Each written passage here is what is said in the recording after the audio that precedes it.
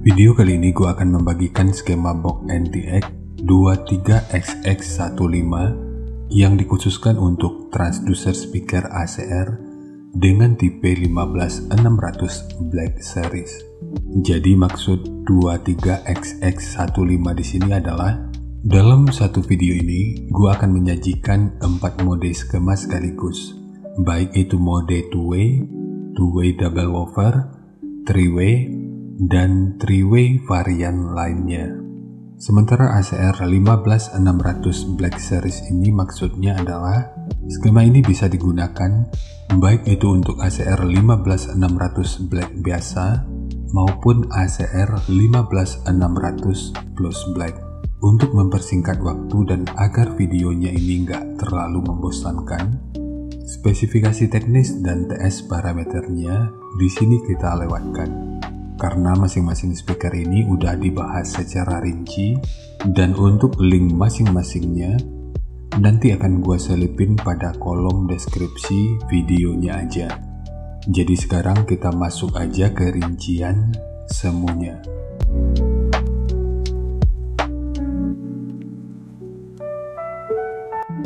Untuk rincian semu, poin yang gue gunakan di sini adalah 220 sampai 250 watt pada minimum impedansi 5 ohm. Titik potong bawah yang digunakan di sini adalah 60 Hz. Kemudian untuk puncak SPL-nya ini diperkirakan mencapai sekitar 124 desibel. Jadi fokus utamanya di sini adalah woofer.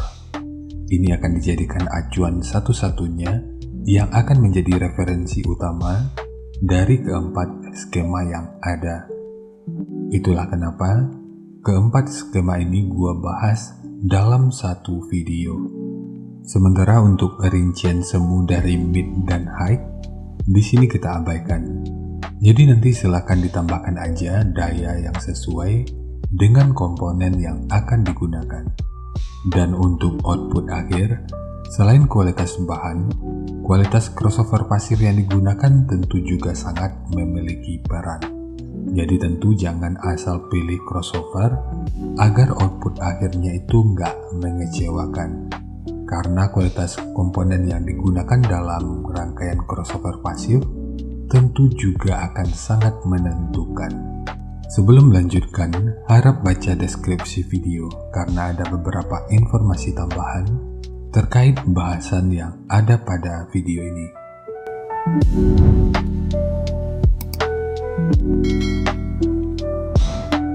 Dan berikut referensi yang gua gunakan dalam mendesain skema box speakernya. Warna hijau merupakan perkiraan respon dari ACR 15600 Plus Black, dan yang warna biru merupakan perkiraan respon dari ACR 15600 Black biasa. Jadi dari transfer function magnitude ini kita bisa melihat meskipun dipotong di 60 Hz untuk ACR 15600 Plus Black, frekuensi 53 Hz ini udah bisa direspon pada minus 3 dB dan 60 Hz pada 0 dB. Sementara untuk ACR 15600 Black, frekuensi 54 Hz ini udah bisa direspon pada minus 3 dB dan 61 Hz pada 0 dB. Kemudian untuk respon dari portnya, dengan daya 220 dan 250 Watt, pergerakan udara pada port untuk ACR 15600 plus black, puncaknya diperkirakan sekitar 16,8 meter per detik. Sementara untuk ACR 15600 black biasa, puncaknya diperkirakan sekitar 16,4 meter per detik. Sementara untuk gain yang dihasilkan oleh port kurang lebih seperti ini. Jadi secara teori, untuk kedua speaker ini, di sini port akan membantu dalam merespon frekuensi bawah hingga sekitar 40 Hz pada minus 3 dB.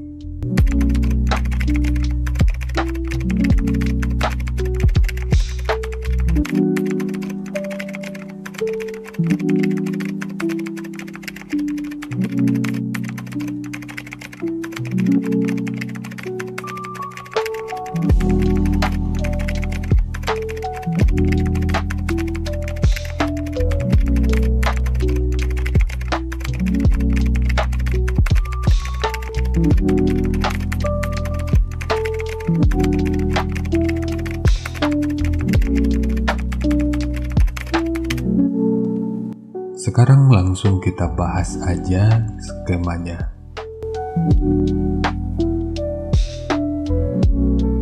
Kita mulai dari mode two-way. Untuk ketebalan multiplex, ini menggunakan multiplex dengan ketebalan 18 mili. Dan ketebalan material ini akan kita gunakan untuk keempat mode skemanya. Kita mulai dari tinggi. Jadi tinggi box ini adalah 700 mili, panjang ke belakang yang kalau kita tarik garis lurus dari depan ini sampai ke belakang ini ukurannya 480 mili. Kemudian untuk lebarnya ini 500 mili. Kita beralih ke ukuran internalnya. Untuk ukuran bibir depan sampai ke dindingnya ini ukurannya 50 mili. Lalu dikurangi 1 mili dengan asumsi ketebalan RAM speaker yang digunakan itu 1 mm. Jadi ukurannya di sini adalah 49 mili. Jadi nanti silakan disesuaikan aja dengan ketebalan RAM speaker yang akan digunakan. Kemudian untuk port, tinggi portnya adalah 150 mili. Begitu juga dengan ukuran dari sudut ini sampai ke sudut yang ini. Sementara untuk kedalamannya atau ukuran dari triplek yang ini ukurannya adalah 70 mili. Kemudian untuk triplek dari dudukan speaker, ini menggunakan dua lapis. Satu sebagai dudukan utama dari transdusernya, dan satu lagi sebagai penguat dari dinding luarnya. Bagian dinding luar ini tentu juga sangat penting, jadi jangan di skip. Sebab peranan dinding luar ini akan cukup berfungsi dalam memperkuat serta meredam hentakan dari output suaranya. Kemudian di sini ditambahkan penguat berupa sekat yang bentukannya seperti ini. Untuk ukurannya ini 60 mili. Untuk ukuran lainnya, ukuran internal dari dinding belakang yang kalau kita ukur dari sudut ini sampai ke sudut ini ukurannya 331 mili. Ukuran dari sudut ini sampai ke sudut ini ukurannya 292 mili. Ukuran dari sudut ini sampai ke sudut yang ini ukurannya adalah 177 mili. Sementara untuk handle nanti bisa disesuaikan aja dengan kebutuhannya. Dan untuk horen yang kita gunakan pada pemodelan skema ini menggunakan horen tweeternya BMA dengan tipe yang kalau nggak salah 5366 dengan ukuran 22,5 dikali 34,5 cm.